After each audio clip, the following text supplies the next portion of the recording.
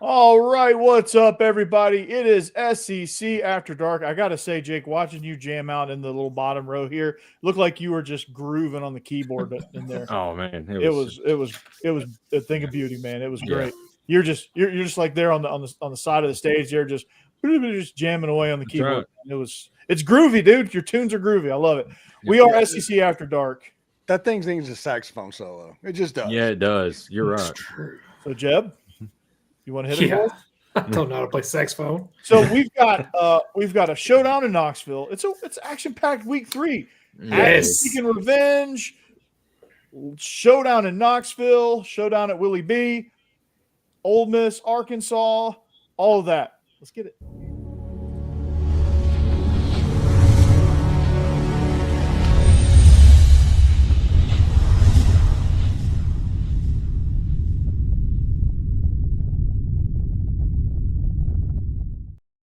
Get started without the lava spewing SEC After Dark logo. So, like I said, we got an action-packed week of games here, man. It's unbelievable, man. It's finally that week where you're like, okay, I'm excited. Jake, y'all play Wisconsin after I think y'all just scored again on ULM, but so a much better week from the Roll Tiders. They must have been listening. There goes another throw from Ty Simpson and Keon and Austin Mack. It's just a thing of beauty. Jake, I thought you were going to get in a quarterback at one point.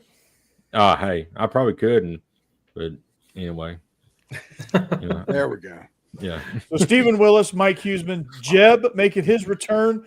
Bossman and Hammer together in the same room. Never thought I would see the day. Well, actually, we have seen the day, but it's been a while. So, ladies and gents, it is SEC After Dark. We have a lot to talk about. Let's start in Knoxville.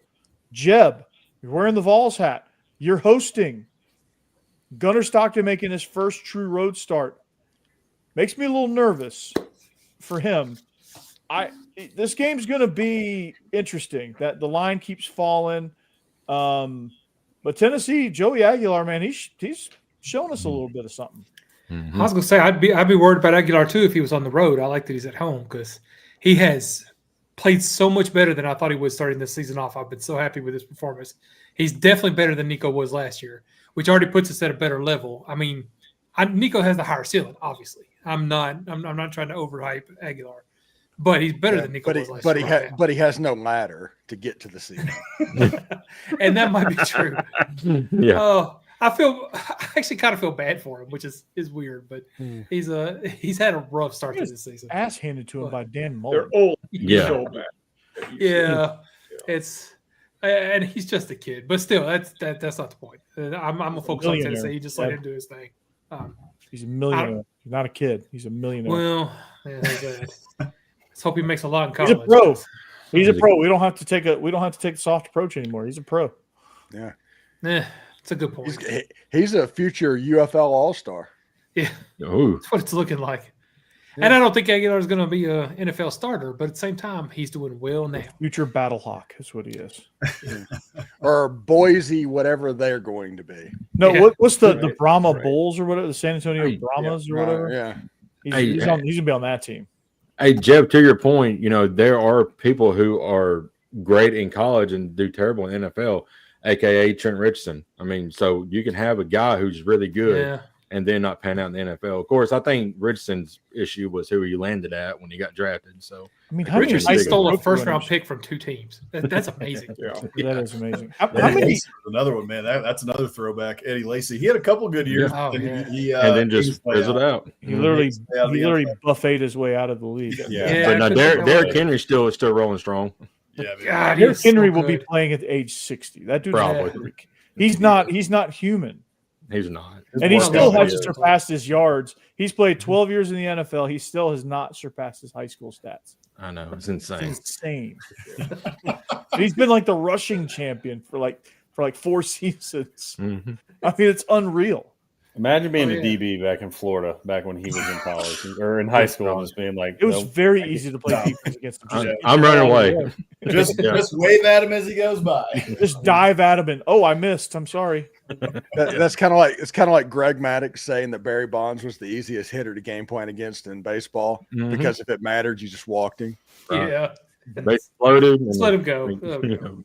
Just walk him. Because if it's bases loaded, he's gonna hit salami. Mm-hmm. Just walk in the one run, and you can survive it. Into the drink, into the bay. Yep. Was it Splash Landing, whatever? Levi's Splash Landing or whatever. The sponsor on it. McCovey Cove.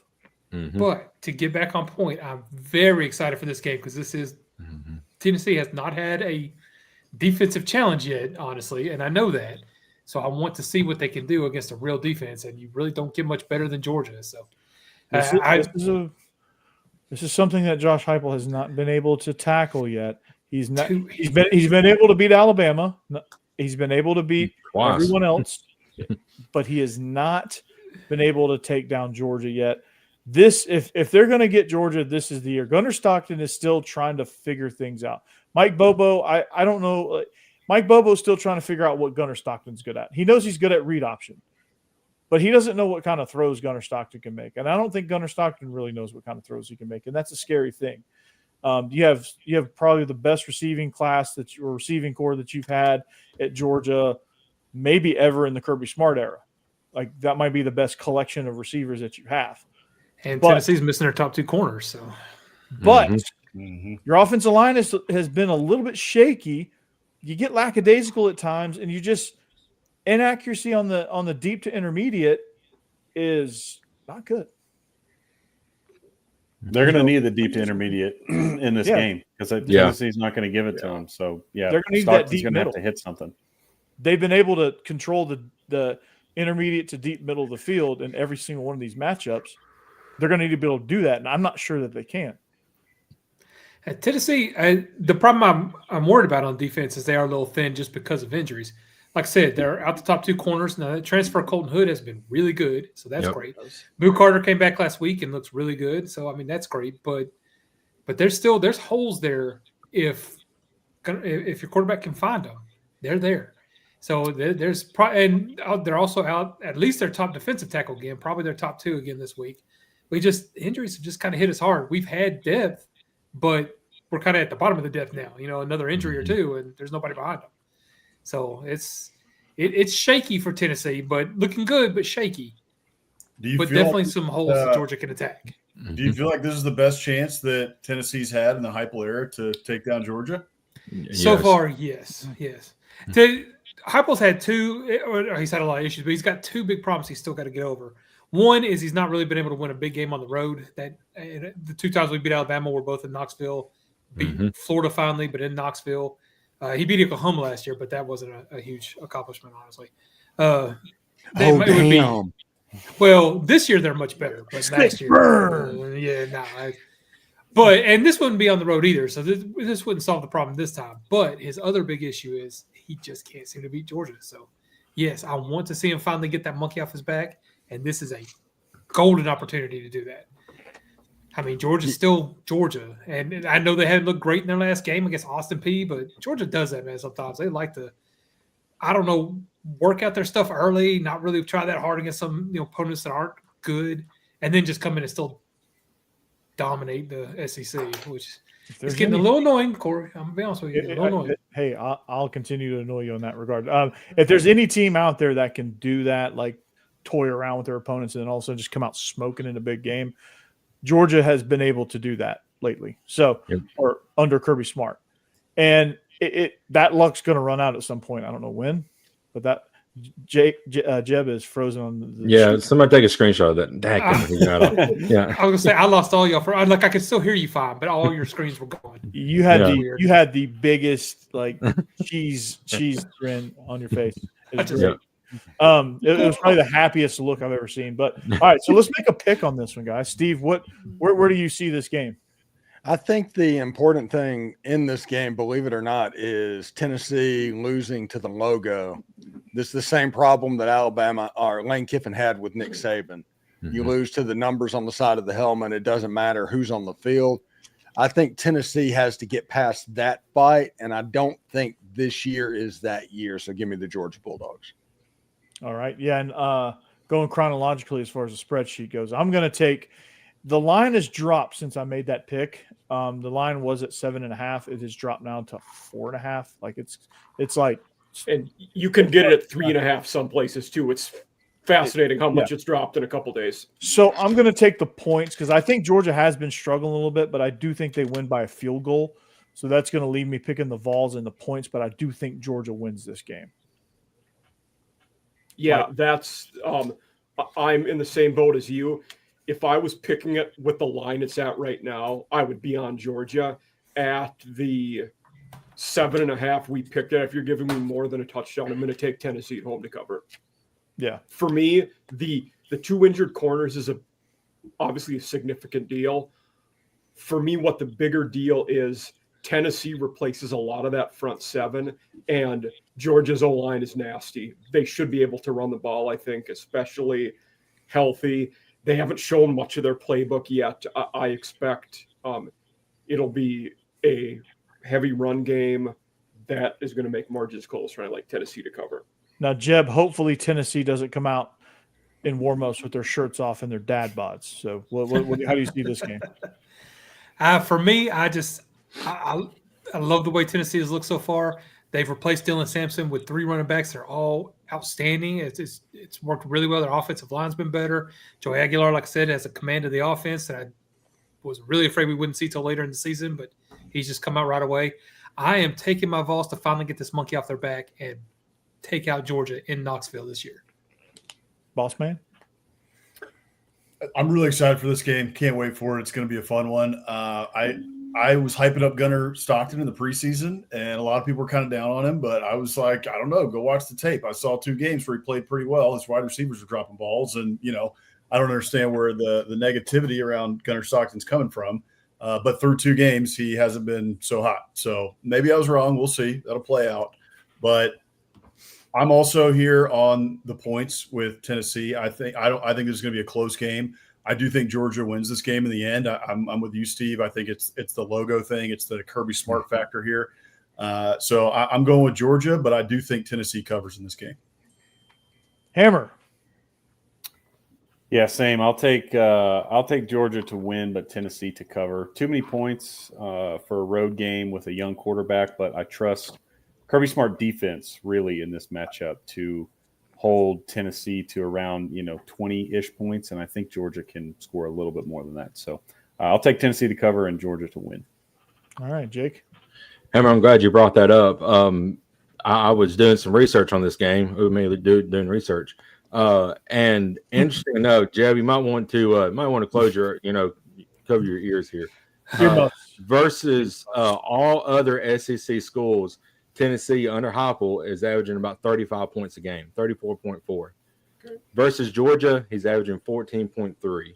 And that right there for me, even though Georgia has kind of struggled, it seems like Alabama is Kirby Smart's, kryptonite. We're going to find out about that in a few weeks.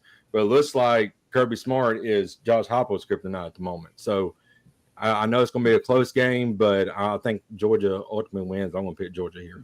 The common denominator with the teams that have stifled Heupel have been really good safeties, and Georgia has had them consistently. Right. Absolutely. Yep. Absolutely. Mm-hmm. And Becky's rolling with the Vols, probably more likely with the points. And then, of course, I think that was – No, I would be willing to bet that Becky's taking the Vols straight up. Okay. That's right. Taking the dogs as she should. Yeah, because she's a Georgia fan. She is a Georgia fan. Gotta love it. Gotta love it. All right. So, Jake, I know I put it on the rundown. I was trying to give Steve a shout out here with the Ole Miss versus Arkansas. But one of our green games on our spreadsheet is an 11 a.m. Central kick, which will be 11 a.m. local time.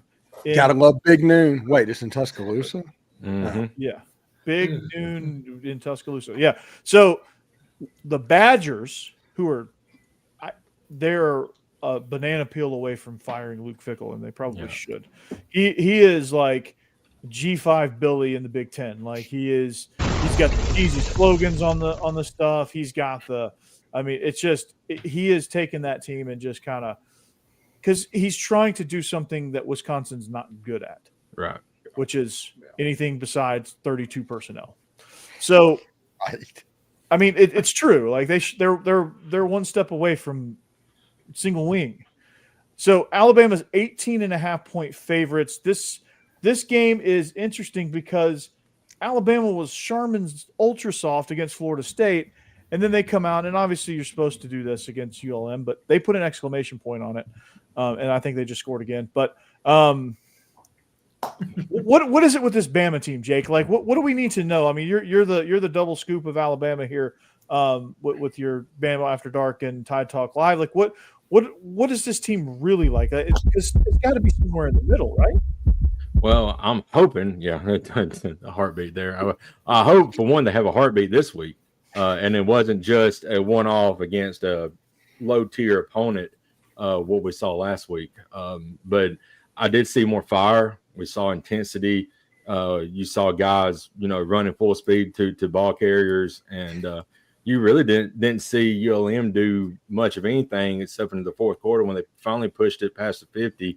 And but luckily the third string team was able to keep them out of the end zone. But I just want to see more intensity, the same as that fight that you had last week against a smaller opponent. Have it against a big opponent. I know Wisconsin's not as good, and they're 2-0. I don't think they played anybody real big to really see anything. But the biggest thing that come out today was their starting quarterback would unlikely be playing in this game.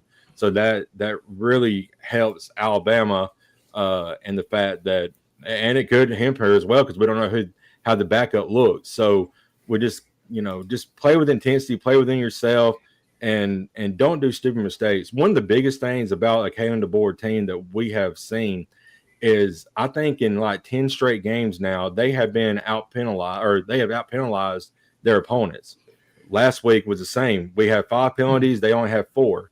So we've got to work on getting the penalties down. And it's just mental penalties. I mean, offensive pass interference and then a holding call. And it's just nonsense stuff that can be cleaned up. And I want to see this team make that next step and clean up the stuff that is there and can be cleaned up to be a really good football team. Because I really think they're talented. It's just how are they going to put it all together moving forward the rest of the year? Mm-hmm. Very, very good point there because it's like a tale of two different teams. Yep. Hammer, Boss Man. I know you guys are, with A&M, you guys are used to seeing that too, kind of like the Jekyll and Hyde type situation where you blow someone out that you shouldn't, you get blown out by somebody you shouldn't, and it's just kind of all over the place. Like how do y'all see Alabama? Like I see Alabama as a team that's kind of somewhere in the middle. Like they're going to play hard. They're going to win a lot of games that they should win, but not in the way you probably think. Yeah, it all just comes down to consistency, right? And I think for me that starts. I mean, certainly, at the quarterback position that's paramount. But to me, it's in the trenches, and that's what under Saban, Bama was consistent across the board, but in particular, you did not beat them up front on either side of the ball. Yep. And we've seen in DeBoer's first year last year, and then obviously with the start to this year, where I think Florida State handled them up front.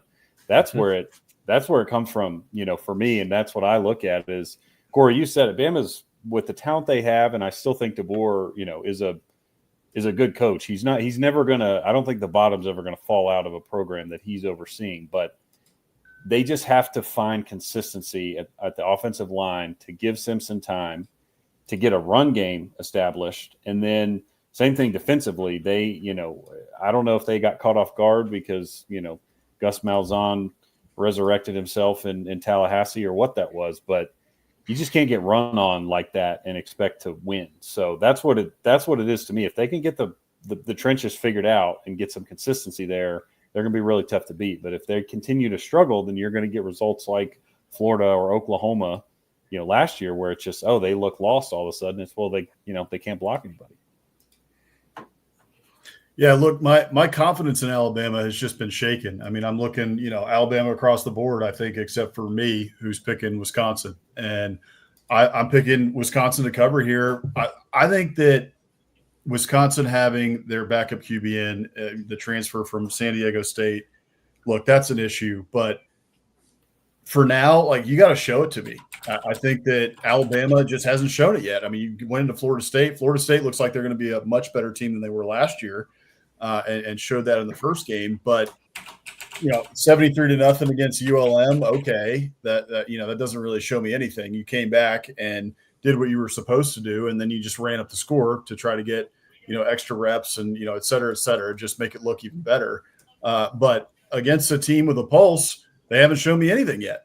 So Wisconsin, I think, is not great, but you got to show it to me before I'm willing to give you 18.5 points to beat somebody by 20, even in your home stadium. So Ty Simpson played well last week. He didn't play that great against Florida State. Show it to me against Wisconsin, and then I'll start picking you in games where you're favored by 18 again. But until then, I'm not going to do it. Steve, how do we see, and we'll make a pick right after this, but how do you see Ty Simpson? I think Ty Simpson can be a very serviceable quarterback. He's an A.J. McCarron. He's a game manager at best. That's what he does. I think Keelan Russell is the better quarterback. He's just a true freshman. Yep. So it's going to take him a little bit of time. It's a game to where the inconsistency of this program, are you going to get the effort that you saw against Florida State, or are you going to get the effort you saw against ULM? Mm-hmm. It's easy to play hard against ULM. That's easy to do. I need to see if it's consistency put over into this thing. Now, I'm going to pick Alabama. I don't know why, but I am, because what you have with Kalen DeBoer is a little bit of what Ole Miss had with Hugh Freeze. There's 2 or 3 games every year that inexplicably go the other directions that you have no warning about. And it could happen at any moment. It would not surprise me if Wisconsin won this game. It would not surprise me if Alabama won by 30. That's where we are with Kalen DeBoer right now. He is basically, to me, I called him when he got hired. I said he was Ray Perkins, and I still believe he is Ray Perkins. Jake, make a pick here. I'm going to pick Alabama. I think, Wisconsin losing their quarterback kind of hampers things. Being at home really, I think, bodes well for Alabama. I hate the 11 o'clock kickoff, but we'll see what kind of energy they come out with, because like in 3 or 4 weeks, we got to go to Columbia, Missouri, and play 11 o'clock kickoff. So we need the same intensity at 11 o'clock in that game we do in this game as well. So I want to see how fired up they are in an early kickoff. But I'm still hanging with the guys. I really believe that they have plenty of time to correct everything and get it rolling. And another really interesting fact, when Kalen DeBoer wears the all blackout, he is I think they said 9-1, and when he doesn't wear it, he's like 1-4. So I want him to be blacked out for the rest of the year. I don't care. We call stats like that a coincidence. Yeah, right. Yeah. So black it out, Kalen. I don't care. What was his name? Jim Morrison, the coach at South Carolina, that brought that in. Yeah, I think so. The blackout thing. Yeah. Mm-hmm. Yep. Hammer, pick it. Yeah, I'm going Alabama as well, mostly because, kind of as Jake alluded to, I'm more down on Wisconsin than I'm ready to totally believe in Alabama. But I don't think Luke Fickle's squad with a backup quarterback can go on the road to Tuscaloosa and do much of anything. So I'll take Alabama to cover. Boss man. Y'all sleeping on Luke Fickle, man. That guy went to the playoff. I'm not sure if you remember. And got spanked by Alabama. Yeah. But he went to the playoff at one time. Feels like a distant memory. Feels like it was in like the 1980s or something. Yeah, P5 Fickle. Him and Billy Napier are going to be battling out in the MAC. Look, I didn't pick it this way, but now it's become just an opposites pick for me. Everyone here is on the Bama train, so if I get a Wisconsin win, that's a W for me. But more so, Again, you just got to show it to me. Alabama's got to show it to me. I'm seeing things that I have seen for 15, 20 years, 30 years, my entire life as an A&M fan, which is inconsistency and you don't get up for big games and you play down to your opponent in smaller games. Now, they didn't against ULM last week, but I'm just seeing the inconsistency. And this is now the second year where that inconsistency has shown up. We play really big and really well against Georgia, and then we just, fall on our face against Vandy. And we get back up, and then we fall on our face against Oklahoma. Well, we fall on our face out of the gate against Florida State, get a little bit better against ULM. The spread to me is too big. And against a P4 opponent, you got to show me so that I'll believe it again. But until then, I'm going Wisconsin. Jeb. I know. I kind of agree with Steve's statement. If Wisconsin were to win, it wouldn't surprise me. Or Alabama could win by 30. And me, I think I feel like this is one where Alabama's going to win by 30. So I'm taking Alabama. Mike? Against my better judgment, I am going to lean Alabama in this one. I've been really down on Wisconsin. You would mention they haven't had an identity in the last couple of years, or the identity they had was wrong for them. My biggest apprehension about this game is looking at the Florida State game. We dissected the effort a lot last week. I think that will be improved. It's in that game, in any game against a decent team, if it's competitive, is Bama going to be mental midgets, or can they get up for that and be able to fight at the end? They didn't show us they could, but I don't know if Wisconsin is going to be able to beat a team where they will have to both run and throw the ball. Danny O'Neal was all right at San Diego State last year. He was okay, last week against Middle, who's a bottom 5 FBS team. So, like I said, I have zero faith in Bama covering the big spread, but I picked him in this game. Yeah, I'm picking Bama just because I have zero faith in Wisconsin being able to cover anything. Yeah. They're bad and they're getting worse under Luke Fickell. And one of my good friends, Matt Perkins, I talk to him about Wisconsin all the time. I was going to ask you if you talked about this game. Yeah. Yeah, he is very, very down on Wisconsin right now, and just it's not a good matchup for them. And I just don't think Bama's going to have to try very hard to win by 24 plus points. Like, I think they're just going to be able to roll out there and win by 24 points not because they're some super elite team right now, but because Wisconsin is bad. And I guess when you're Alabama and you're trying to roll with this inconsistency stuff, you take a win however you get it, no matter if it's just the opponent being bad or whatever. A 24-point win is a 24-point win. But I think it'll be a confidence booster for them to do it against a P4 opponent, a traditionally well-respected program in Wisconsin. They're just not right there right now. Fortunately for Alabama, they're not in that. They're not playing well, but they're still a highly respected program, and people will take notice if you beat Wisconsin by 28 points. Fickell has not yet beaten a ranked team at Wisconsin. It's pitiful, Mike. It is very pitiful. I will say, last year he was 2 of 4 against the spread. So 2 of those games he covered. Bama, they did not when Van Dyke got hurt. Yeah. Luke Fickell, winner of this year's Scott Frost Award for going to a wrong job. I think that's it. Yeah. The hashtag team on the back of his pullover. It's just, you're Wisconsin, dude. You don't need that stuff, man. You don't need that cheesy game changer coordinator type stuff. Like, you need to be in 12 personnel. Yeah. 12 personnel needs to be your spread formation. Like, you need to be in 22. Yeah. 22 or 32. Like, you need to be they had this thing called barge formation where they had 8 offensive linemen in the game. Like, they need to do stuff like that and get back to finding the Melvin Gordons and the stuff that Bielema's doing and winning games at Illinois. Yeah. Yep. What's his name? David Shaw. They need to go get David Shaw and say, "Hey, do this." Yeah. Yep. Like, Bielema, I mean, I think they didn't part on good terms with Bielema, but like, that was the perfect coach for Wisconsin. And Paul Chryst, to a certain degree, I just think he was a little too soft. He got ran out quicker than he probably should have too. Yeah, he had the right idea. He was onto something, but I just don't think he was right as the head coach. But I think he had the right idea of what he wanted to do. he had them playing well. He just couldn't get over the hump. So, Hammer, boss man. Still, Hammer, you have too much facial hair. A&M, Notre Dame. This is a revenge game here. What's the deal with Marcel Reed? Is he's banged up, right? Like what is he? He's good. He's good. Yeah. He's fine. He came off. They said he could go. He could have come back in that game if he needed to, but obviously A&M was up by a lot.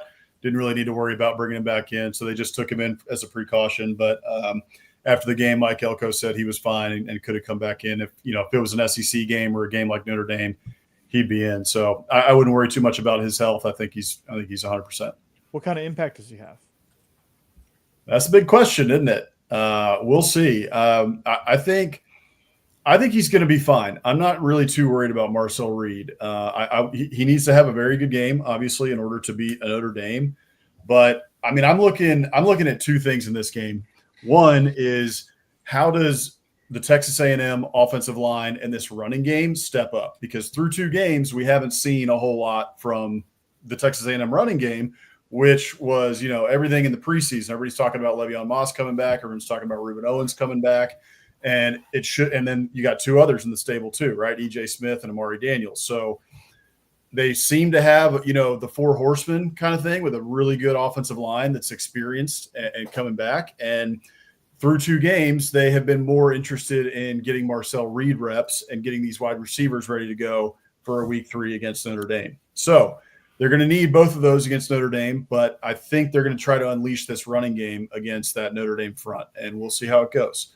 On the other side, I'm looking at the Texas A&M defensive line against the Notre Dame, Jeremiah Love.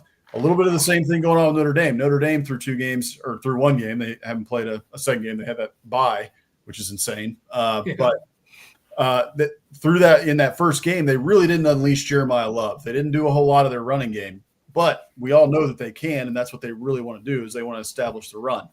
This A&M defensive line through 2 games against lesser opponents has been giving up some really big explosive plays on the ground game and giving up big yardage totals. So against Notre Dame, you got to be worried about that. So what happens in this game? Does A&M load the box? How does that look, in terms of their run defense? So those are the 2 big things that I'm looking at in this game, and man, I can't wait for it.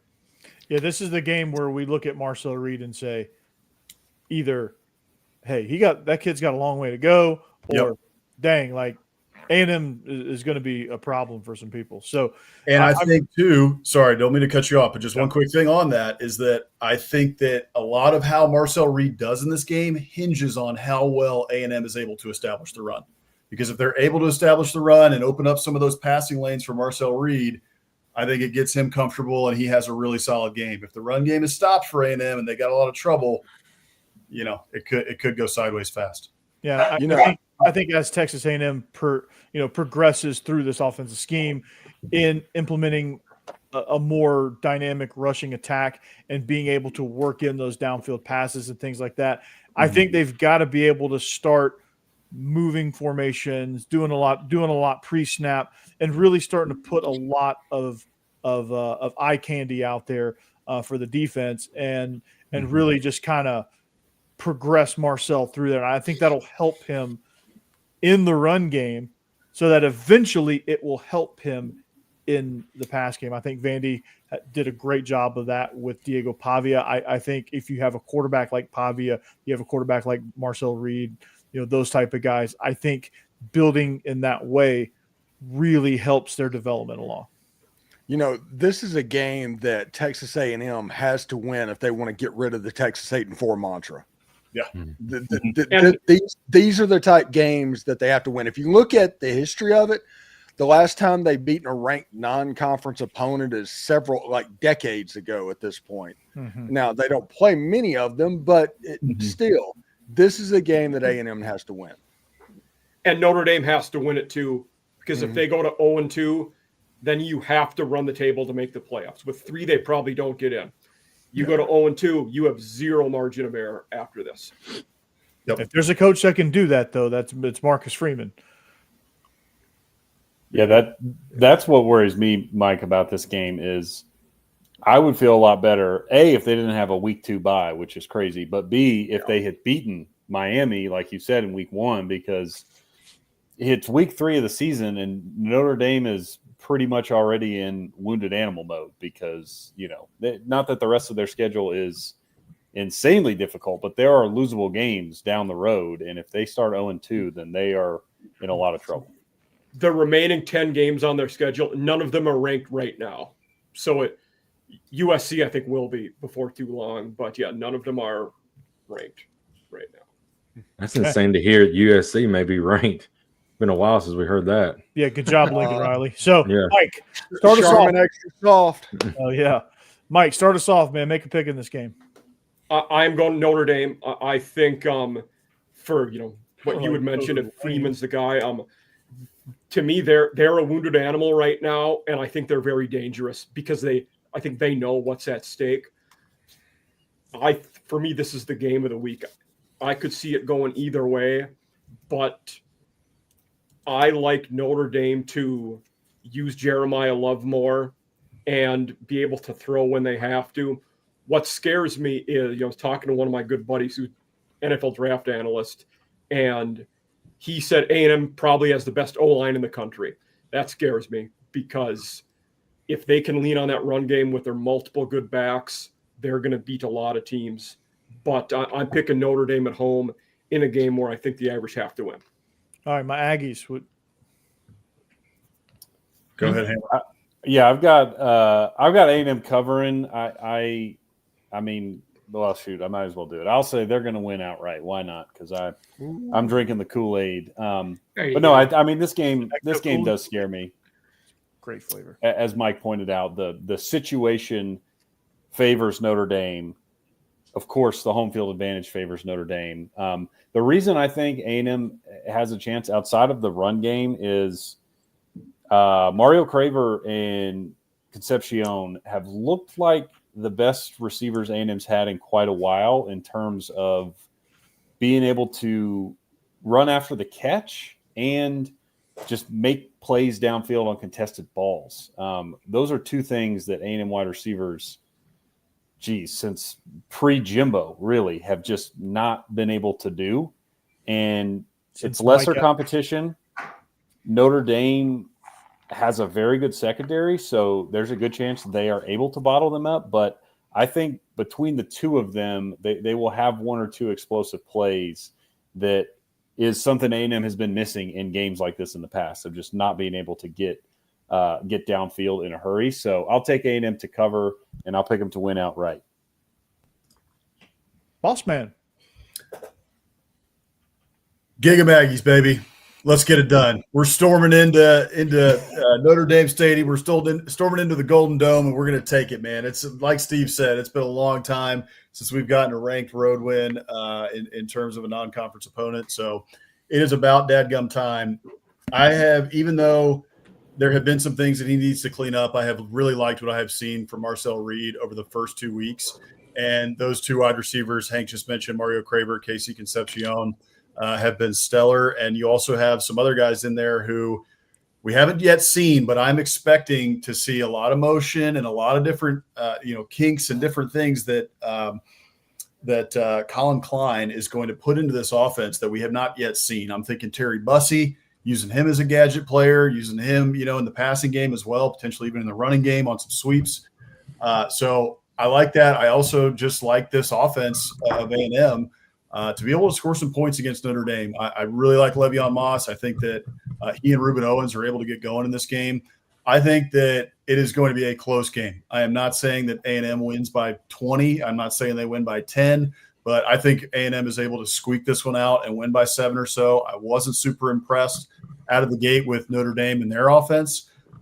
So a little worried about my run defense here, but I think the Aggies can get it done on the road.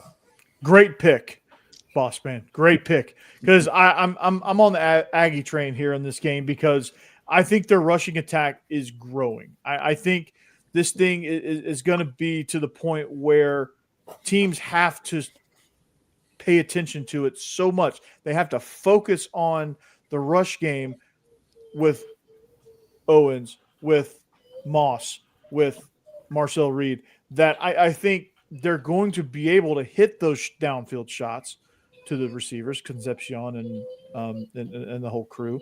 I think they're going to be able to get some things in the passing game, and they're not going to have to rely on it. That's the beautiful thing about it. They're not going to have to sit back and rely on slinging the ball around 30 to 35 times. They're going to be able to take their shots.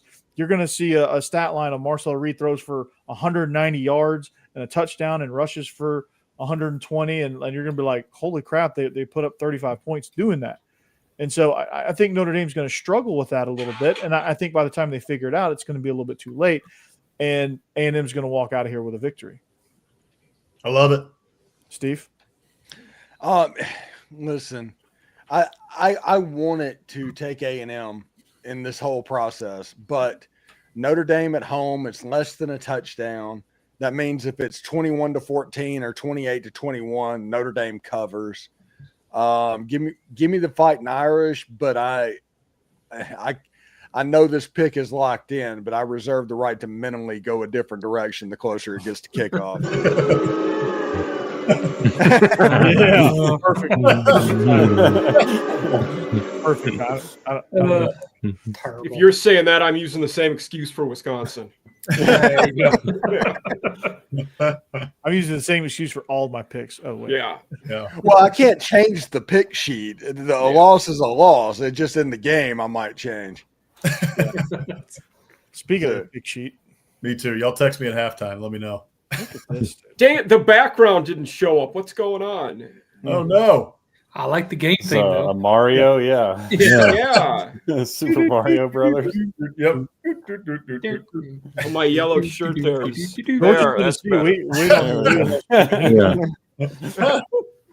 Anybody picking Notre Dame? It's Jeb.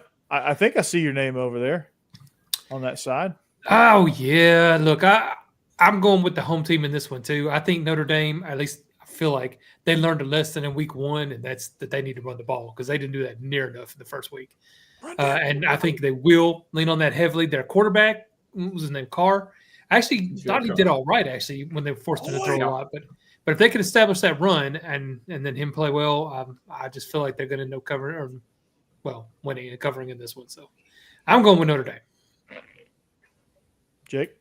Yeah, I'm going with the home team here as well. I just think that if it was at A&M, I would pick A&M. And but that run defense, like Bossman Hammer, like you talked about, it just scares me right now. And like you say with Alabama, Bossman, I'm in see-me mode with this run attack and rushing defense for A&M. And Notre Dame is going to run the ball, so we'll see. We'll see Saturday night, but I think it could be like a 3-point game. I think A&M ultimately wins, but with the spread being so close, I'm just going to go with the home team here. All righty. Is that everybody? Yeah. Mike, you started us off, didn't you, Mike? Yeah, all right. I did. I'm tripping. All right. So now we move into some other matchups, and these are some interesting ones here. And like I said, it's an action-packed week, man. We could have thrown a dart on any one of these 6 games that we're talking about, and that could have been a marquee matchup in any other year. Arkansas, Ole Miss. Now, this game, Steve, is normally drunk. Yes, it's stupid. It is a stupid game. It is a stupid game every year, and you're like, what in the hell is happening? I can't take my eyes off of it because it's an arena football game, Yeah. I mean, it's crazy, but you have this blowout. You have a quarterback, every offensive record gets set in that game. Yeah, I mean, you have a 9.5-point spread, which this game should be like a pick 'em, but your over-unders are like 100. Yeah. Like that's how this game is. So Steve, how do you see this? I think it's a situation to where Ole Miss has to help Arkansas to win the game, for Arkansas to be able to win the game. If both teams play their A game, Ole Miss is going to win the game. And Arkansas has a bad defensive line. That is the weak point of their team. I talked to multiple people associated with the team through the podcast over the week. And a bad D line and a good running back. Ole Miss's running back is leading the Southeastern Conference in rushing. That's probably a pretty bad sign. But the other side is Mike Washington, the running back for Arkansas. He's averaging 11 yards a carry. And we all know with Bobby Petrino, if you don't stop the running back run, he will play action you to death, and he can scheme you up just about as well as anybody. You want a wild, crazy game, that's probably the pathway to get there. But the way it's situated, Ole Miss just takes it, does whatever it needs to do. I think it's going to be about a 28-20 type game or 30-20 type game, something relatively close, but give me the Rebels. Hammer, why Arkansas? Pretty much just because of how you intro this game, in that it's usually drunk out of its mind. And so coming into this game, especially on the Arkansas side, I really don't know what to expect. I mean, they haven't played anybody. We don't. So I'm just banking on kind of what Steve mentioned with Petrino. I do think Neyland Green is talented enough to make some plays in this game. With a 9.5 point spread, I'm just going to take Arkansas to cover. I think Ole Miss will win, but given the history of this game, I just think it's going to be back and forth, close game. Oops. So that's why I'm leaning the Razorback cover. There you go, Jake. Bet them up. Yeah, We got most of it. Yeah, we got most of it. If this was a 10-point spread, I'll be all over Arkansas. But with it being 9.5, I'm taking Ole Miss here, and A significant point. Yeah, it is. It really is. This week, somebody, I forgot who it was on X, put out a QB, chart for so far, and Neyland Green was number one. Chris Marler. Chris Marler, yeah. So he's a really good quarterback. Yeah. Bobby Petrino, all that. But Steve, I got to hand it to you, and I got it. Yes, and well, no, it was one of them. One of them had Neyland Green at number one. Yeah, Chris Marler did. 7. Yeah, but Wow. But I got to say, Pete Golden's defense right now at Ole Miss is absolutely outstanding to see. So he's going to, as Steve said, if they don't make any mistakes on defense, it's all on Lane Kiffin to put this offense in motion and score points. The defense is going to hold probably Arkansas to at least 21 points, as Steve mentioned. So I feel really good about Ole Miss winning this game here. Yeah, the nature of this game, had it not been had we not known about the series history between these two opponents and the way this game is usually, I would probably lean more towards Arkansas on a cover with a chance to win based on kind of how Ole Miss and Kentucky went. But given this matchup, I think if both are on their A game, Steve, that was a perfect point. If both are on their A game, Ole Miss is the better team. Yep. But if Ole Miss starts shooting itself in the foot a little bit, Arkansas with Neyland Green can get in there and really make things interesting. And so I'm going Ole Miss here because of Lacey, because of Austin Simmons, and just the overall operation of Ole Miss, I think, is better. Your more talented quarterback is obviously Neyland Green. Your better quarterback in the matchup is Neyland Green, but the operation around Neyland Green is not as good and not as clean as what's over on the other side with Ole Miss. So I'm taking Ole Miss to cover. I think they win. I think they cover by a half point. I think they win by 10. Let me say this real quick. Coming in this game, Arkansas has nothing to lose. So they're going to throw everything they have at Ole Miss. So keep your eye on that. Yeah, for sure. For sure. Mike? I'm on Ole Miss in this one for a lot of the reasons Steve pointed out. It's a pretty good matchup run-wise for Ole Miss, and they've been very effective on the ground so far. This spread worries me a little. Arkansas has put up a ton of points. They haven't played a good defense yet, at least in SEC level. When Arkansas State will be all right at the Sun Belt. But Neyland Green is getting a lot of run for having 6 touchdown passes against Alabama A&M. Yeah, that's the same Alabama A&M that let Auburn score 70 points last year. Peyton Thorne looked like a Unitas candidate. He did. Yes, that is true. So that is something that we need to take into account. And Well, Steve actually saw Johnny Unitas play, so it's all good. I don't know if you guys saw Peyton Thorne play against Texas A&M last year, but he looked like a Heisman candidate in that game as well. Yeah. I don't know. This Peyton Thorne slander stops I right here. cannot believe I'll let him do that. You're talking about a game that was drunk. That one last year was Auburn. Yeah, Oh my gosh, yeah, it was. That one was blackout drunk. That was drinking Jim Beam all day. Yeah. Gosh. Not knowing where you were and falling asleep on a park bench and trying to pay a cab fee with a Ralph Lauren belt. I may Go or may ahead. not have tried to do that. Go ahead, Mike. Finish your point. No, I'm on Ole Miss. That's all I got. It's too specific of an example. Yeah. It was a friend. Yeah. Some I guy know knows. We're going to talk about that off show, Corey. We got another story about that. Let me tell you about a life story. Let me say no. Jeb? Go ahead.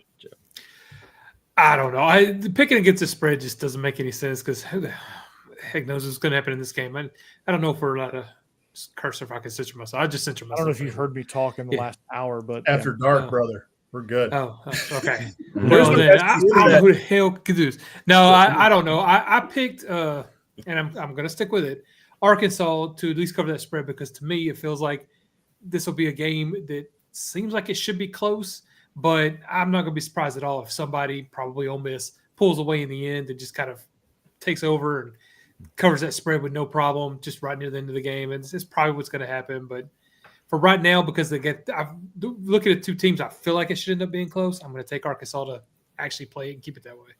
We'll see. Boss man. I'm picking the Hogs here because I currently have a personal vendetta against Lane Kiffin because in his post-game comments talking about, sorry to all the bettors out there. Well, he was talking about me. I picked them to get the cover for Kentucky because I was on my man, Zach Calzada, and they didn't allow Kentucky. Here's your first problem. Yeah. Who's not starting this week, by the way. He is likely going to be benched for Cutter Bowling. Yeah, Wow. Bowley's All right. starting. That was quick. Look, that's a whole his different- shoulder. His That's a shoulder whole is different really conversation. hurt. Yeah.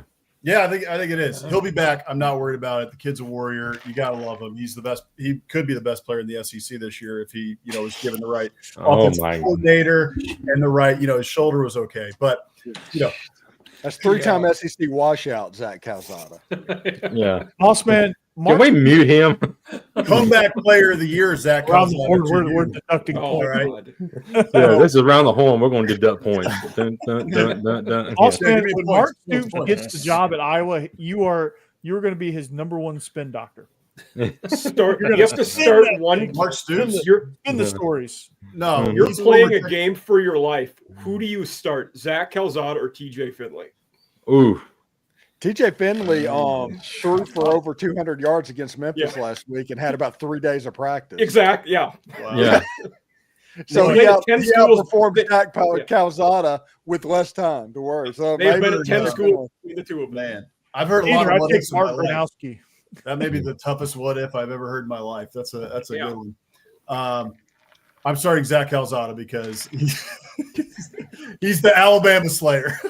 Yeah. Uh, He's got that for him. That's about all he's got. But anyway. So in all seriousness, in this game here, we don't know what to expect from Arkansas. I think this is a really dangerous spot for Ole Miss. I think Taylon Green is talented. I think Bobby Petrino with the Taylon Green is dangerous. And the only reason that I land on Ole Miss here, I think at some point Austin Simmons gets it right. And I think that this is a game that he can get it right. I don't think we're going to be throwing 2 interceptions again in the first half. I think that Austin Simmons is a real player. I think he's going to be a very solid quarterback for Ole Miss for a couple years. And I think he starts to get it going in this game. And I like the fact that it's at home. So I'm picking the Hogs to cover. I think it's going to be a close game. But overall, I think Ole Miss ends up winning the game for those reasons I mentioned. All right. Well, we got to before we get into our next two to talk about, I'm gonna give us the rest of the picks here. We got a free space with Mississippi State. The other Bulldogs against Alcorn. We're all unanimous there because there is no line. Oklahoma traveling to the city of brotherly love. Great scheduling right there. Top-notch SEC scheduling against Temple. We're all, except for Becky and Hammer and Bossman, we're all on the Sooners. to cover a 27.5 point Terrifying spread. terrifying spread for me for picking the Sooners. Yeah, they're going to eat too many cheesesteaks. But Yep. I'm still going to Oklahoma because they're just Temple. I don't. Mateer's legit. He's good. Yeah, he's pretty good. He's good. We're all great Americans. We're picking USA, except for a couple of you thinks that Auburn can cover this 24.5 point spread. Cassidy, because she's an Auburn fan. And Bossman Actually, and Auburn Mike. and Georgia. And I'm on Auburn. Yeah. She's anything but Alabama. Oh, okay. Yeah. We're all on Mizzou.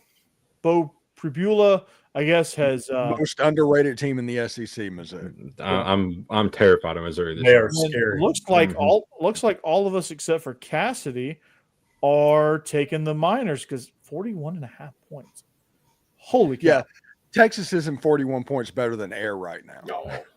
That is true. She's going SEC. And then we're all on Big Blue Nation here. Kentucky against Eastern Michigan. The announcer's nightmare if that one freshman gets in the game. Yeah. Texas would have covered last week if they didn't get the 3 short fields against San Jose in a row. Yeah, It's got to call him Noah. That's what you just Yeah. Noah. Yeah, you Noah. you cannot attempt that last name. It's just Hey, Noah. I have a fun Forrest fact about Bush this is up game. Eastern Michigan lost to Long Island University, the team that Florida beat by 56 points in the first half in the first week. So that's what we're dealing with. They're Yeah, terrible. that's why I went with Kentucky. Man, Corey, you and Reese Davis just trying to cancel yourselves. I thought he was about to do it, man. I was like, No, it's like- No, I'm not all over for touching us, that man. one. No, there's no shot that I'm touching. Nope. No shot whatsoever. Even if I was a broadcaster for that team, it'd be like number 37. Yeah, that's what I would do. It would be like NCAA football 2014. Yeah, Yeah. His nickname is his number. The Mike linebacker. Yeah. Yeah. I don't even know what y'all are talking about. I miss this. Yeah, Yeah. 18 made a hell of a play there. Yeah. He was tracking the ball down. 18 really fought through the tackle and brought the guy to the ground. Solo tackle there for number 18. Look at this guy making tackles. That is one of my Look at favorite. this guy and Ed Oliver making the tackle on the ball. You That name the is other one guy. of my all-time favorite clips, though, on game day. I mean, when Pat McAfee gets in there, he's like, Yeah. "Whoa!" I thought, and then Desmond Howard starts laughing. The whole crew just loses. Yeah, just Let a naysayer know. Yeah. Yeah. Thank- That was let a like- naysayer know. what? Oh, I thought That's you meant not something how I else. thought that was going to go. Yeah. Oh my god. Reese is like, "What are you talking about?" Yeah, this is what it says. Pat. Let a naysayer. Yeah. Okay, let's go. We got about Yeah, two man, games we're to taking go, too and much it's- time. we've done an hour. Okay. We got Mike, one more game. South Oh. Carolina at Willie B hosting Vandy. Looks like we're all on Vandy except for a couple of you guys. Why South Carolina? Mike, let me take this one. I'll let you finish it up because you're the Gamecock here. So I'll give You the got last this. Yep. word. So Gross. I think I just think the fact that this one is at South Carolina gives South Carolina the advantage here. I think Lenore Sellers and Nick Harbor get it going. This is look, I've been impressed by Vandy through the first couple of weeks. How can you not be? I mean, I keep picking against them and they keep proving me wrong. And they go into Lane Stadium at night and 34-0 in the second half. You have to respect this team at this point. But I still think that South Carolina is a little bit more talented team than Vanderbilt, and I think they have the edge because this one is at Willie B. So, give me the Cox. Willie B and Steve. Mike and I'll Vandy go made last. Virginia Tech quit. Yeah. Just flat out quit. 10 minutes to go in the fourth quarter. Virginia Tech quit. They didn't quit the week before. And it wasn't on their home field. So, yeah, give me Vanderbilt. Give me the Commodores. Give me the captain of two ships. I don't know who the second ship is, but that's the Commodores of the Vanderbilt Commodores. Yeah, Jeb, there we go. you have a Vols hat on. Where do you? I agree with you, boss man. On paper, it looks like to me South Carolina should win this, but I'm taking Vandy because South Carolina just, to me, has not lived up to their potential yet. They've got it. Lenore Sellers is, I'm sure, a great quarterback, but we haven't really seen it on the field. Vandy, on the other hand, they've been impressing me. So I'm gonna stick with them for now until South Carolina proves me different. So Jake, I'm an Alabama fan, but I'll give credit where credit's due. Lay out the body of work from all teams so far in the first 2 weeks, and the two teams from Tennessee are probably the two best teams in the SEC right now. I give you credit where credit's due. Vandy right now, they are hot. They're rolling. Diego Pavia continues to work magic. It's incredible what he has done. And Lenore Sellers has not got it going yet. It's going to be tough against this Vandy team who's rolling right now. So give me Vandy to go in and still win here. Hammer? Yeah, I got Vandy as well. 6.5 is just too many points for me. I'm not going to bet against Diego Pavia with that many points on the line. I think they, at a minimum, keep it close. And yeah, like y'all said, I'm not totally sure Vandy's not just the better team here. So tough spot. Willie B at night is tough, but if they're giving me 6.5 points, I'll take Diego Pavia. Mike, I've been saying this all week on my show, Locked on Vandy, and I never thought I would ever say this about Vanderbilt. Excuse me. But the coaching advantage is there now with the offensive coordinator, defense coordinator, that situation, and the physicality, I think, is what separates Vanderbilt in this matchup, because they've showed me something where they just came out and mauled a very, very good Virginia Tech defensive line. Mauled them, just pushed them out of the way like they were nothing, like there was nothing there, like they were doing it in a walkthrough with guys holding bags. Like that's how, with ease, they were pushing them out of the way. And they just kept running the same run over and over again, G-lead over and over and over again, right down Virginia Tech's throat in that environment. So Willie B is not as scary as it once thought of in this matchup. Still a great environment. Lenore Sellers, still probably the best quarterback in the country. But where it comes down to is the coaching.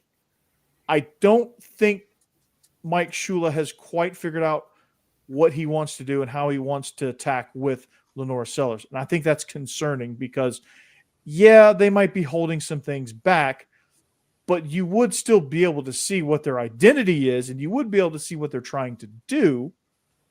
It just looks like they don't know what to do with Lenore Sellers. And I think it's pretty clear what you should do and what he's good at, and it should be, but it's just not there. So I'm taking Diego Pavia. They're more of a sure thing as far as what they want to do, their identity, their physicality, coaching-wise at this point. South Carolina is going to have to really show me something in this game. Mike. I agree with most of that. I definitely, Vandy has been way more physical and more impressive through 2 games. I'm really not taking anything away from last week's Gamecock game where they had the weather delay. The game started at 9:30. It's the Virginia Tech game I'm referring to. I know. And, but I'm saying Vandy's had 2, they've looked pretty physical in their games, and the Gamecocks have looked very good on special teams. Vicari Swain has 3 punt returns for touchdowns through 2 games. Yeah, just don't They punt. blocked a punt there. Beamer Ball is back. On defense, the Gamecocks have been quite good against mediocre at best opponents. On offense, Sellers has been very average so far. I think it's like you said, they're not quite sure what to do with him yet. I don't even know how much they've been hiding or, just running a vanilla playbook. I just think it's a learning curve, and I don't know that it should be, but it has been. But for me, the decider here is the Gamecocks have been very good on defense and special teams, and I think that'll be enough to get the W at home in this game. Okay. Fair enough. Hey, and it's going to be a great game. It's going to be an entertaining game. Yeah. It's going to come down Absolutely. It's going to come down to a special teams play. A kick at the end of the game for me. If you mess up and punt to Swain, that's trouble. If you do that, I think the special teams coordinator should walk home. If Vandy wins, I think it's because their D-line dominates South Carolina's O-line, and it could happen. And I think it's the opposite of that. I think if Vandy wins, it's because the offensive line just mauls their defensive line. They have a chance to do that in the run game. But Stewart could get us in pass. If Vandy gets to a point where they're throwing the ball more than they want to, Stewart's going to feast. Stewart and Thomas are going to feast. Yeah, how I meant that to come out probably is what you're saying. Whatever O-line plays better is probably going to win.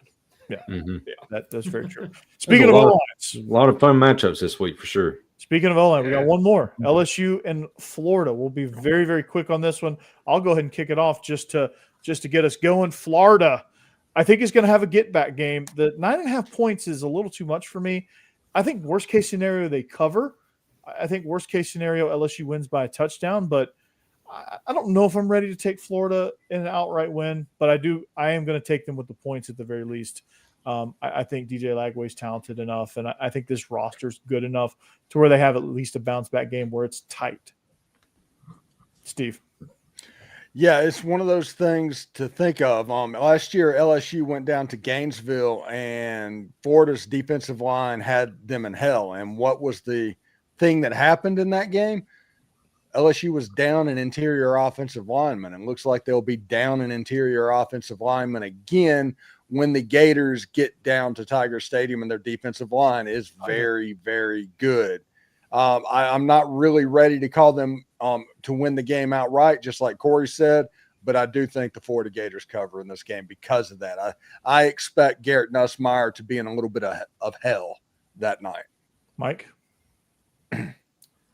So I'm leaning Florida in this one. That spread to me is just too much. I mean, if you got to win by 10 on the road, I'm not picking, or it's in LSU. Yeah, I am going Florida though at 10 points.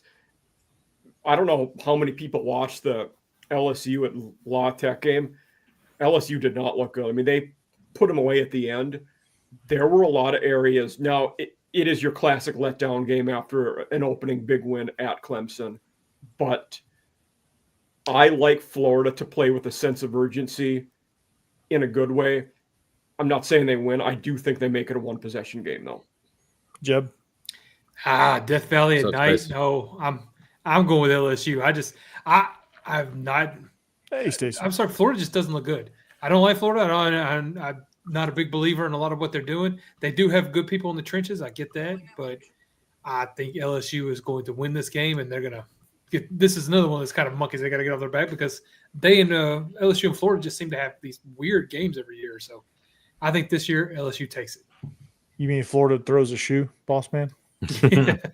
What's the odds on that? Can you get a prop bet on that? Pretty low, but maybe spitting in the face. Maybe Yeah, that's a new trend. I don't know where this trend is coming from. I know it needs to stop. It's terrible. But I mean, this is one of those. This is a big rivalry game, right? Throw it out the window. What's happened in the last couple of weeks, you can throw it out the window. And I do think.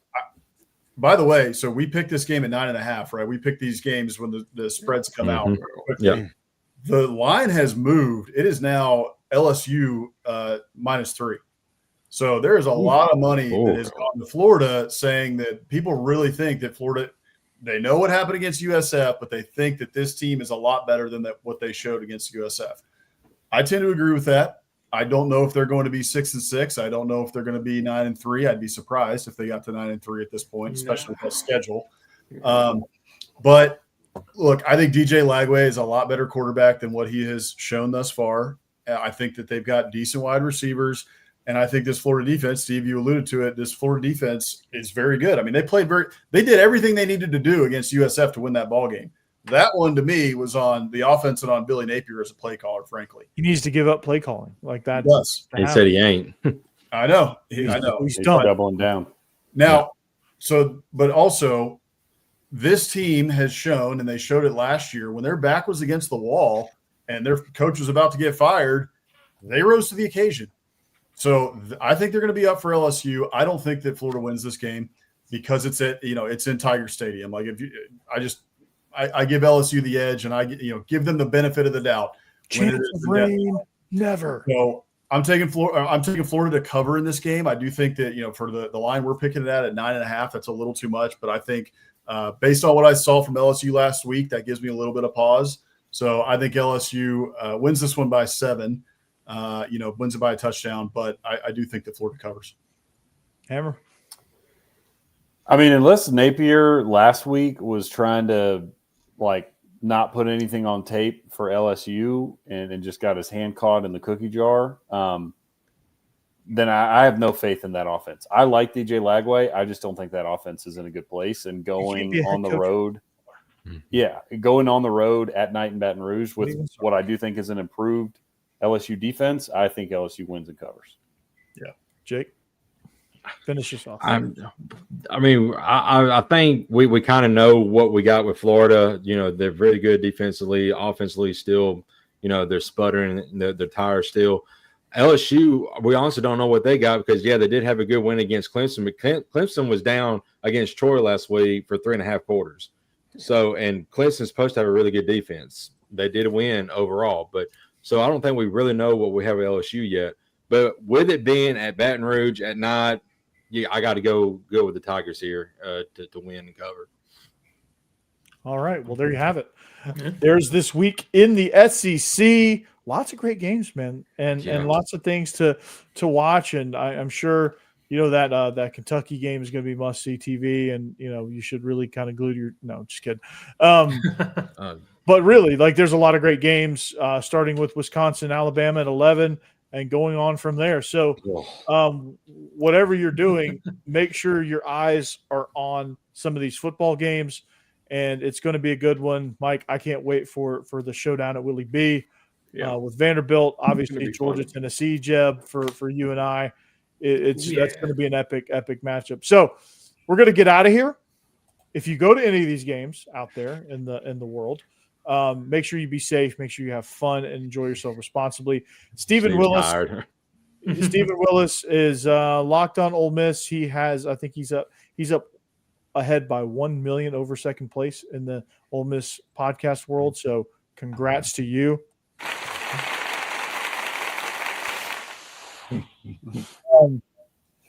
Mike Huseman, All Season After Dark, absolutely killing it. Yep.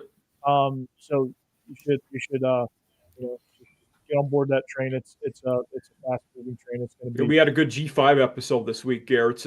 He's a UT journalism school guy. He's very good. Nice. Sorry to hear it. Jeb Beecham, the real UT. The real UT. Jeb Beecham wants. No, that's what I meant. It's Tennessee was where the kid was. Yeah. Oh, okay. Good. Okay, good. Nice. Even better. Can't say UT around these parts because they get a little confused. Speaking of our Texans, Boss Man and Hammer, still Hammer have too much facial hair. I'm not going to say that enough.